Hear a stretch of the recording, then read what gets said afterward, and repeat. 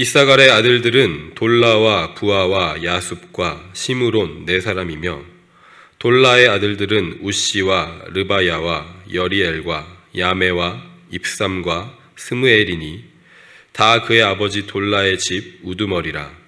대대로 용사이더니 다윗 때에 이르러는 그 수요가 22,600명이었더라. 우시의 아들은 이스라히야요. 이스라히야의 아들들은 미가엘과 오바댜와 요엘과 이시야 다섯 사람이 모두 우두머리며 그들과 함께 있는 자는 그 계보와 종족대로 능히 출전할 만한 군대가 36,000명이니 이는 그 처자가 많기 때문이며 그의 형제 이사갈의 모든 종족은 다 용감한 장사라. 그 전체를 계수하면 87,000명이었더라. 아멘. 용사가 되게 하신 분이라는 제목으로 함께 하나님의 말씀 나누도록 하겠습니다.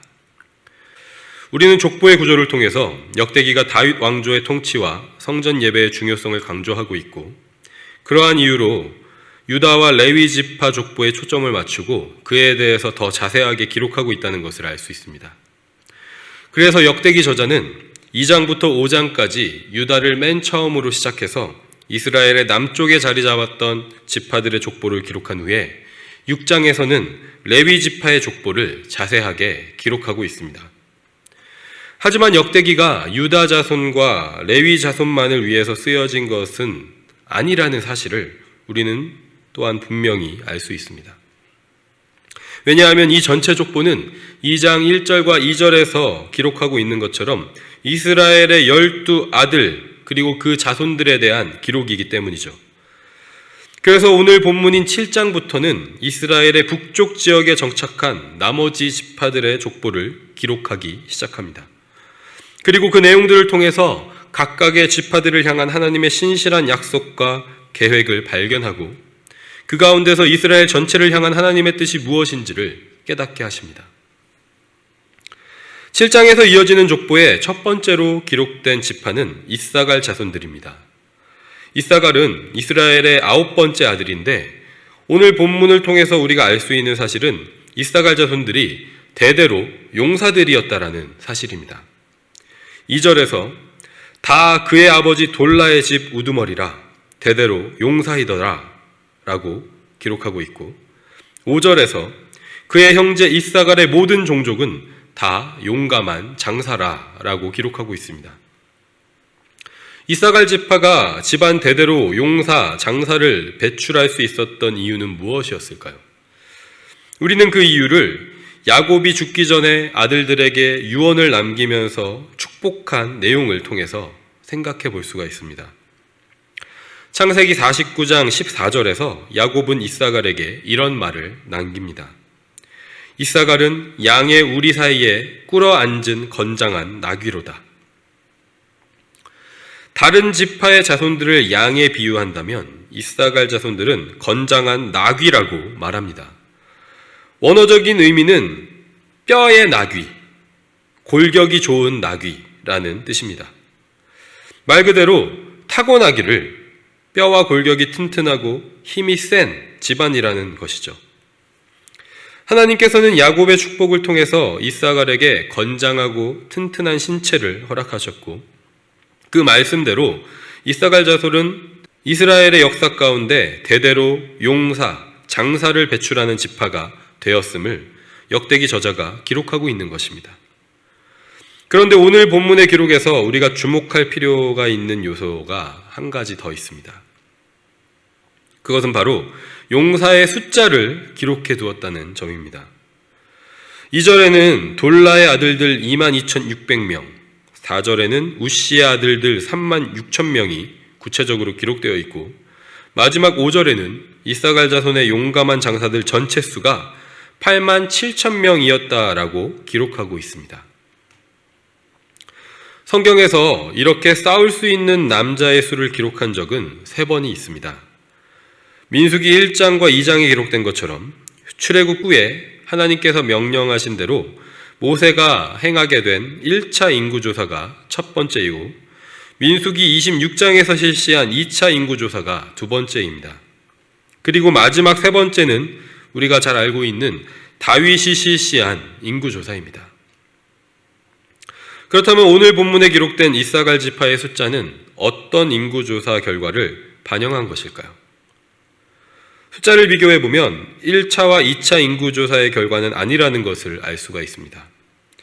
왜냐하면 기록된 이사갈 지파의 수는 1차 때 54,400명이고 2차 때 64,300명이기 때문에 오늘 본문에 기록된 87,000명과는 큰 차이가 있다는 것을 확인할 수 있습니다. 그렇다면 이 기록은 세 번째 인구조사의 결과일 수밖에 없는데 본문 2절이 그 사실을 분명하게 확인하고 있다는 것을 우리는 알 수 있습니다. 다윗 때에 이르러는 그 수요가 22,600명이었더라. 여기서 우리는 역대기 족보에 기록된 이사갈 지파 용사의 숫자는 다윗의 인구조사 결과라는 것을 알 수가 있습니다. 더 나아가서 역대기 족보에는 5장의 르우벤, 갓, 므낫세 반 지파, 그리고 오늘 7장의 이사갈 지파뿐만 아니라 베냐민, 아셀 지파의 용사 수도 기록되어 있다는 것을 확인할 수 있는데 이 모든 기록들은 다윗의 인구조사 결과를 반영한 것이라고 볼 수 있는 것입니다. 그렇다면 왜 이 족보에 다윗의 인구조사 결과를 포함시켰을까요? 다윗 왕은 우리가 잘 알고 있는 것처럼 하나님의 마음에 합한 자라고 불려질 만큼 이스라엘 역사에서 가장 위대한 왕으로 평가되고 있습니다. 하지만 그 또한 한 사람의 인간으로서 하나님 앞에서 범죄한 일도 많이 있었습니다. 그런데 역대상은 대부분 다윗이 잘한 일에 대해서 기록하고 있습니다. 그럼에도 불구하고 역대상에서 다윗이 하나님 앞에서 범죄한 것들 중에서 한 가지를 유일하게 기록하고 있는 것이 있는데 그것이 바로 인구조사에 대한 것입니다. 역대상 21장에 그에 대한 기록이 나오는데 그 전까지는 하나님만을 의지하고 예배와 찬양과 감사가 넘치는 삶을 살았던 다윗이 치르는 전투마다 나가서 연전연승을 하고 승승장구하는 결과를 얻어내면서 점점 자신을 높이고 자신의 능력을 과시하게 됩니다. 그리고 그 교만함의 절정이 인구조사라는 상징적인 사건으로 표출되게 된 것입니다. 역대기 저자는 다윗의 인구조사를 이렇게 평가합니다. 21장 1절에 사탄이 일어나 이스라엘을 대적하고 다윗을 충동하여 이스라엘을 계수하게 하니라. 다윗에게 하나님을 대적하고 하나님의 나라를 대적하고 자신의 나라를 세우고자 하는 마음이 생긴 것입니다. 죄된 본성의 그 마음이 생긴 것이죠. 다윗의 명령을 받은 군대장관 요압은 이 일이 옳지 않음을 알고 있었습니다. 그래서 다윗에게 이렇게 조언합니다. 3절에서 여호와께서 그 백성을 지금보다 100배나 더하시기를 원하나이다. 내 왕이여, 이 백성이 다 내 주의 종이 아니니까 내 주께서 어찌하여 이 일을 명령하시나이까? 어찌하여 이스라엘이 범죄하게 하시나이까? 하지만 다윗은 자신의 뜻을 굽히지 않고 인구조사를 단행합니다.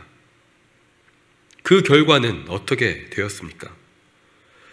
여러분께서 잘 알고 계신 것처럼 하나님께서 이스라엘을 치심으로 7만 명이라는 어마어마한 숫자의 이스라엘 백성들이 병으로 죽게 됩니다.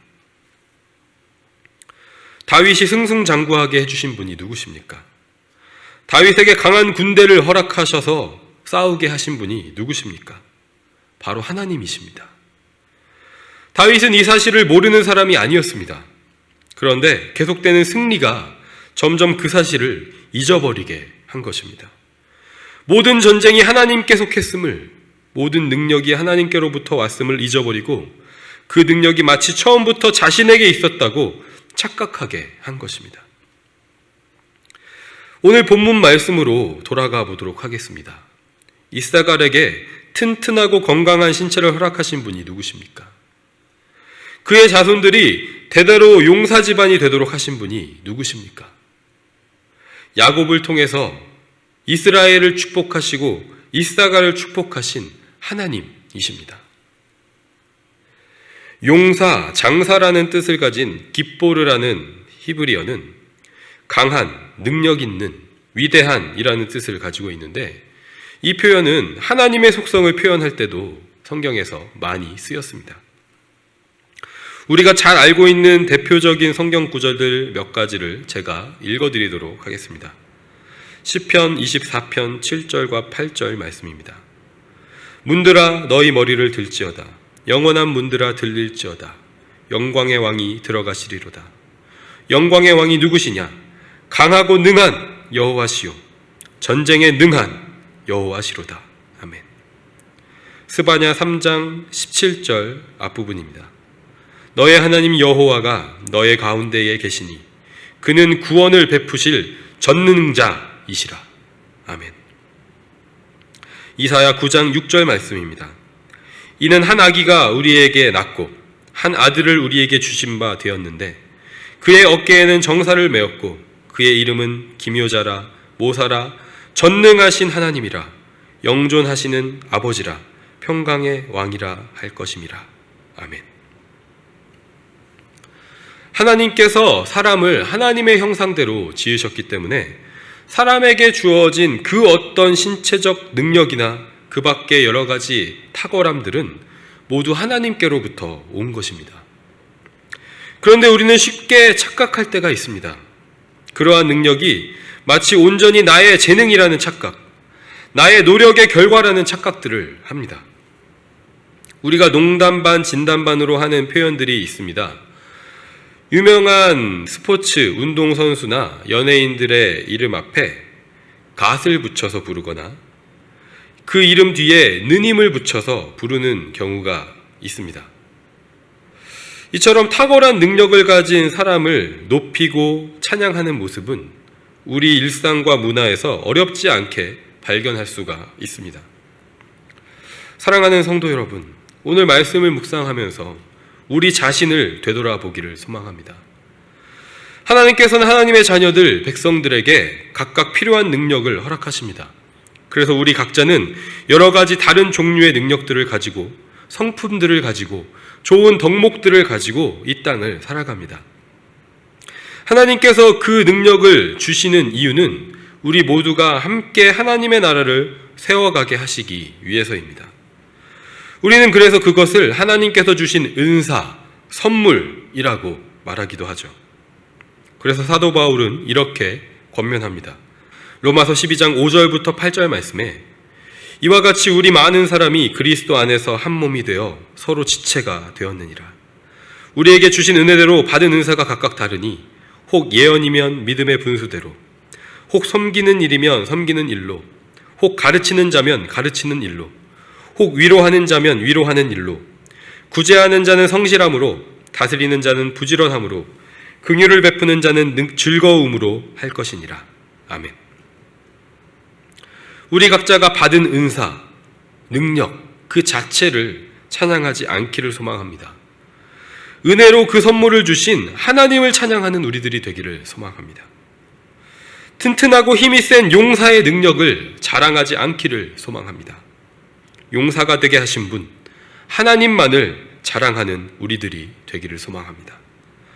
이 아침에 우리가 겸손하게 엎드려 하나님께 기도하면서 우리를 용사되게 하신 하나님만을 바라보고 의지하기를 소망합니다. 그래서 우리에게 선물로 주신 능력을 가지고 우리 에드먼튼 한인장로교회 믿음의 공동체와 우리에게 허락하신 가정과 일터를 하나님의 나라로 세워가는 저와 여러분, 우리 믿음의 공동체 한 사람 한 사람의 영혼들이 되시기를 주님의 이름으로 간절히 소망하고 축복합니다.